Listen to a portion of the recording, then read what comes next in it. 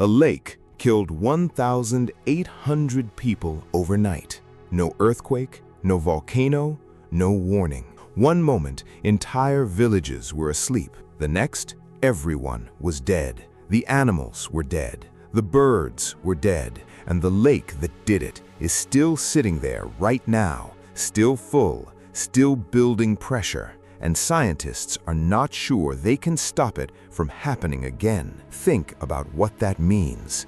Not a tsunami, not a wildfire, not a flood. A lake, a body of water sitting in the mountains of Cameroon, Africa, quiet, calm, almost beautiful, that released an invisible cloud of gas so dense and so fast that it suffocated 1,800 people before a single one of them could run. This is one of those events that sounds impossible until you understand the science. And once you understand the science, it becomes one of the most disturbing things you've ever heard. Because this wasn't a freak accident that can never happen again. It happened before. And there are other lakes in the world right now that are building toward the same thing. If you enjoy real science, hidden dangers, and facts that most people have never heard, stay with me, because this one gets darker the deeper it goes.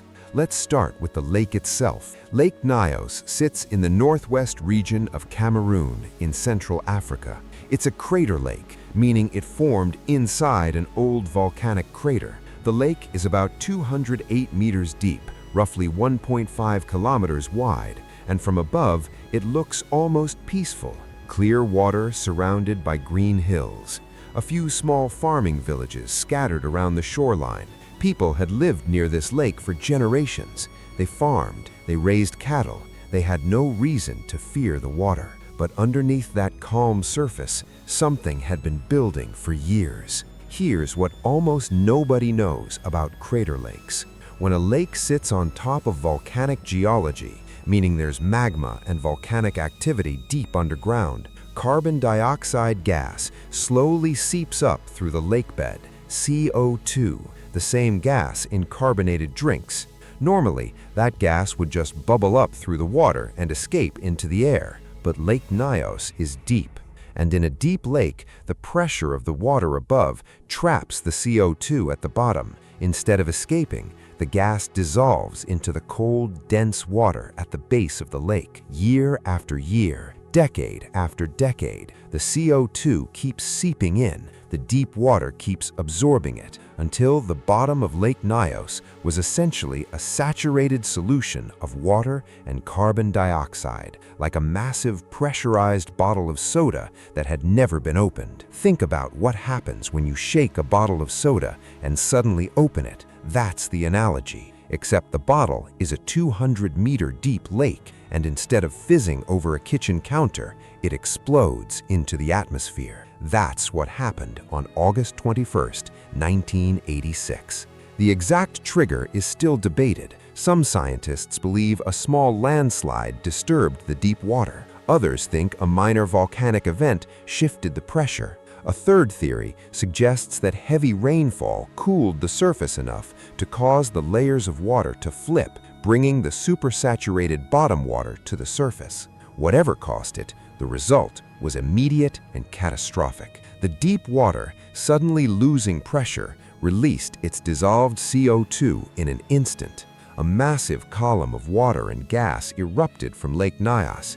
Some estimates say the water shot up 100 meters into the air, and then the gas came down. CO2 is heavier than air. It doesn't rise and dissipate, it sinks, it flows. It follows the ground like an invisible river, filling valleys and hollows, pushing out all the oxygen in its path. And that night, the gas cloud rolled out from Lake Nyos in all directions, following the natural contours of the landscape, flowing downhill into the villages where the villagers were. This is where it gets almost impossible to process. The gas moved silently. No sound, no smell, no color. People in the villages had no warning. Most of them were asleep. They breathed in the CO2-saturated air and simply lost consciousness. Some of them never woke up. Others woke hours later, disoriented and sick to find everyone around them dead. One survivor described waking up on the ground outside his house with no memory how he got there. His family was dead. His neighbors were dead. The cattle in the fields were dead. Birds had fallen from the trees. The landscape looked completely normal. No fire, no destruction, no visible damage, but everything living within 25 kilometers of the lake was gone. 1,800 people dead before dawn, in complete silence. When the first outside responders arrived, what they found was unlike anything in disaster response history. Bodies everywhere, no visible cause, no structural damage, no burns, no wounds, no signs of violence, just people and animals dead where they had fallen, as if someone had pressed a pause button on all life in the valley. The lake itself had changed color. The normally blue water had turned a deep, rusty red from iron-rich sediment that had been churned up from the bottom during the eruption, and the water level had dropped by about a meter, evidence of the massive volume of gas that had been expelled. Scientists who arrived in the following days were dealing with something they had never encountered before. There was a name for this type of event, a limnic eruption, but it had only been theorized. Nobody had documented one of this scale in modern history. The closest comparison was a smaller event at Lake Monoun, also in Cameroon, just 2 years earlier, in 1984, which had killed 37 people. That event had been studied but not widely publicized. Now, with 1,800 dead, the scientific community had to take this seriously. And here's the thing that makes this even more disturbing. Lake Nyos is still there, still full, still sitting on volcanic geology, and the CO2 is still seeping in from below. After the 1986 disaster, scientists installed a system of pipes designed to slowly release the gas from the deep water before it can accumulate to dangerous levels again. The pipes go down to the bottom of the lake and allow the pressurized water to rise in a controlled stream, degassing the lake gradually. It works, but it works slowly, and the system that's in place is not considered sufficient to fully solve the problem. As of recent years, the pipes installed at Lake Nyos are degassing the lake at a rate that barely keeps up with the incoming CO2. The lake is still considered dangerous. The communities that were displaced after 1986 have largely not been allowed to return to the shoreline. There are ongoing scientific debates about whether the current infrastructure is enough or whether a future event is still possible. But here's what most people don't know. Lake Nyos is not alone. There are 3 crater lakes in the world currently identified at risk for limnic eruption: Lake Nyos, Lake Monoun, also in Cameroon, site of the 1984 event, and Lake Kivu, on the border between the Democratic Republic of Congo and Rwanda. Lake Kivu is the one that keeps scientists up at night. Lake Kivu is not a small lake. It's enormous, about 2,700 square kilometers of surface area, with depths reaching 480 meters. It sits on an active volcanic rift and holds vast amounts of dissolved CO2 and methane in its deep water, and approximately 2 million people live on its shores.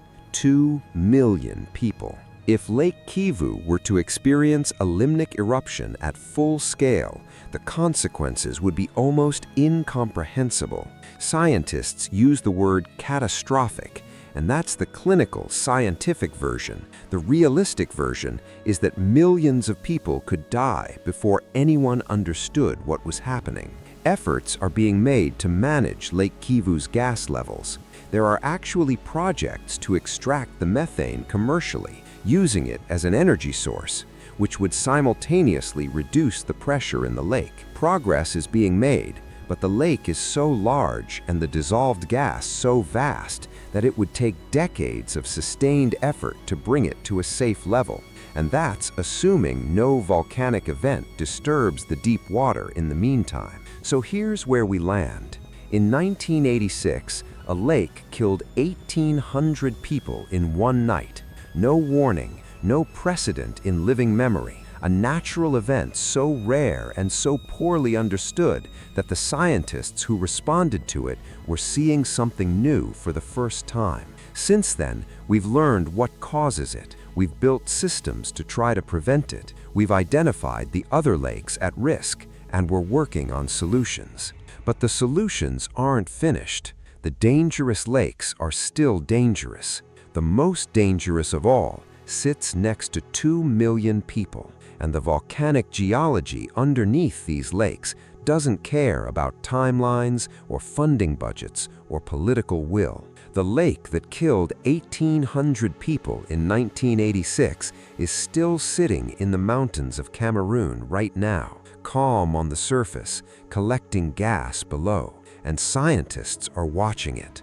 Because the last time nobody was watching, 1,800 people went to sleep and never woke up. The sky still hides secrets, and this is just the beginning. Subscribe to Fact Harbor for more mysteries.